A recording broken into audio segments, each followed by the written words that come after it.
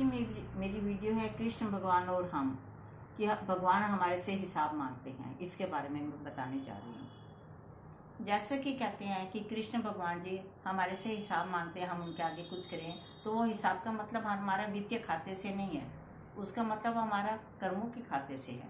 क्योंकि जब इंसान इस दुनिया में आता है तो हमारे दो खाते होते हैं, एक हमारा प्रभु की तरफ से जो हमारा खाता होता है और दूसरा हमारा दुनियादारी की तरफ से खाते होते हैं। दोनों में डेबिट एंड क्रेडिट चलता है। ये जो जिंदगी है हमारी तीन बातों के आधार पर है। नंबर 1 है कर्म योग, नंबर 2 है ज्ञान योग, नंबर 3 है भक्ति योग। इन तीनों को मिला के हमारी जो हमें मोक्ष की प्राप्ति होती है। एक बार कृष्ण भगवान जी ने अर्जुन से कहा, यदि आप मोक्ष प्राप्त करना चाहते हो, कुछ बनना चाहते हो, तो आप इन तीनों योगों को ध्यान में रखो।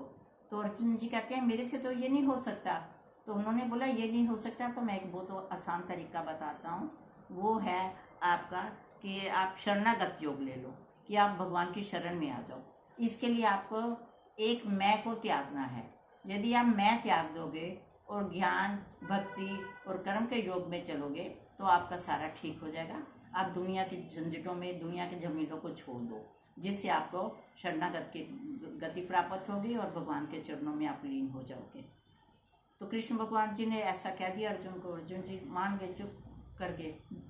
तो उसमें क्या हुआ, अभी वो पूछते हैं कि कर्म योग क्या होता है। कर्म योग में होता है कि हम क्या कर्म कर रहे हैं जिससे हमारे कोई काम करने, किसी को कोई कष्ट तो नहीं होता, हमें ऐसे काम करने चाहिए जिससे हमें कोई दुखी ना हो।